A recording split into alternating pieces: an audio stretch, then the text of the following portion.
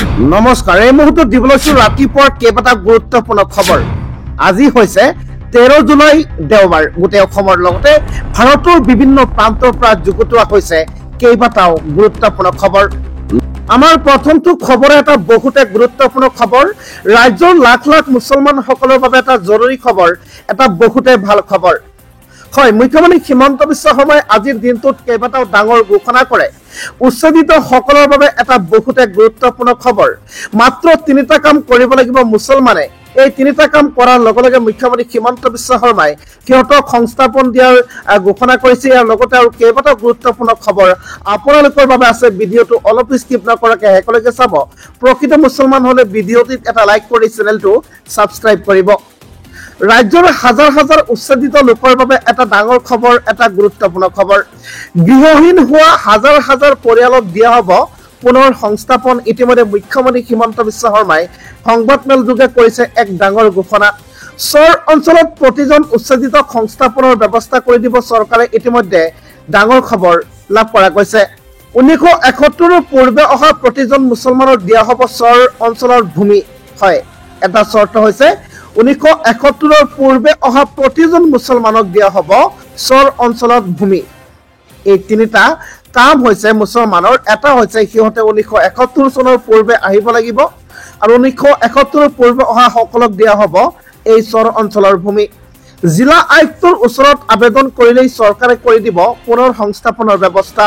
আপুনি জিলা আয়ুক্তৰ ওচৰত আবেদন কৰিব লাগিব আৰু এই আবেদনৰ লগে লগেই আপোনাক চৰকাৰে পুনৰ সংস্থাপন দিয়াৰ প্ৰতিশ্ৰুতি আগবঢ়াইছে।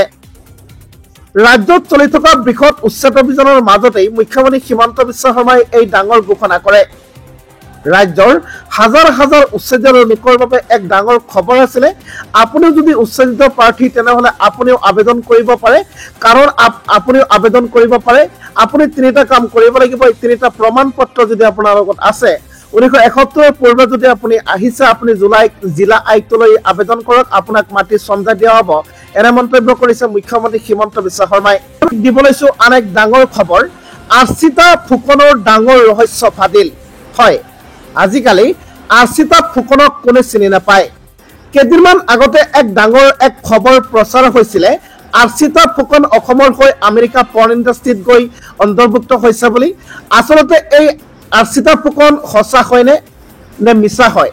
আজিৰ এই ভিডিঅ'টোৰ জৰিয়তে সম্পূৰ্ণ তথ্য আপোনালোকে লাভ কৰিব। ভিডিঅ'টি অলপ স্কিপ নকৰিব, লগতে ভিডিঅ'টিত এটা লাইক নিশ্চয় কৰিব।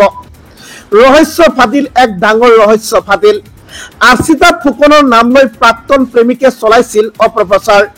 হয়, আচলতেই এই আৰ্চিতা ফুকন নামৰ ব্যক্তিজন মহিলাজনী আমাৰ অসমৰে হয়। তাই এজনী বিবাহিতা মহিলা।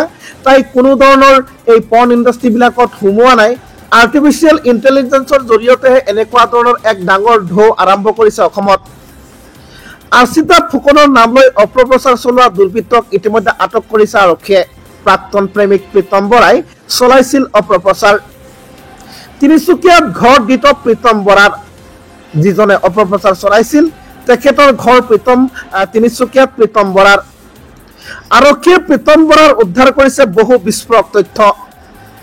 আমেৰিকাত থকা বুলি অপপ্ৰচাৰ চলাইছিল প্ৰাক্তন প্ৰেমিকে। পৰিয়ালৰ লোকে দাখিল কৰিছিল এজাহাৰ। ইনষ্টাগ্ৰাম, ফেচবুক, এক্সত ফেক একাউণ্ট বনাইছিল প্ৰীতম বৰাই। আৰ্চিতা ফুকনৰ নাম লৈ অপপ্ৰচাৰ চলোৱা দুৰ্বৃত্তক ইতিমধ্যে অসম আৰক্ষীয়ে কৰায়ত্ব কৰিছে। প্ৰাক্তন প্ৰেমিক প্ৰীতম বৰাই চলাইছিল এই অপপ্ৰচাৰ। এই মুহূৰ্তত ৰাজ্যবাসীক দিবলৈছো আন এক বহুত এক গুৰুত্বপূৰ্ণ খবৰ। এবাৰ পাইকানৰ উচ্ছেদক লৈ অখিল গগৈৰ গৰ্জন। মুছলমানৰ মাটি আদানী আম্বানীক দিবলৈ লৈছে মুখ্যমন্ত্ৰী হিমন্ত বিশ্ব শৰ্মাই। এক ডাঙৰ খবৰ ৰাজ্যবাসীৰ বাবে। পাইকানৰ উচ্ছেদৰ বিৰোধিতাৰে অখিল গগৈৰ গৰ্জন। মুখ্যমন্ত্ৰীয়ে উচ্ছেদক লৈ ৰাজনৈতিক হাথিয়াৰ কৰিছে।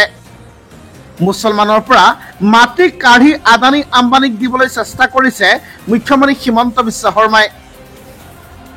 খিলঞ্জীয়াৰ সুৰক্ষাৰ বাবে এই উচ্ছেদ হোৱা নাই বুলি মন্তব্য কৰে অখিল গগৈ। অসমক পুঁজিপতি গতাবলৈ এই উচ্ছেদ কৰিছে মুখ্যমন্ত্ৰী হিমন্ত বিশ্ব শৰ্মাই। পাইকানৰ উচ্ছেদৰ বিৰোধিতাৰে অখিল গগৈৰ এই গৰ্জন। বন্ধু বান্ধৱীসকল আপোনালোকৰ কি মন্তব্য ভিডিঅ'টোৰ কমেণ্টত এবাৰ নিশ্চয় প্ৰকাশ কৰিব। আগবাঢ়িছোঁ পৰৱৰ্তী গুৰুত্বপূৰ্ণ খবৰ ফালে।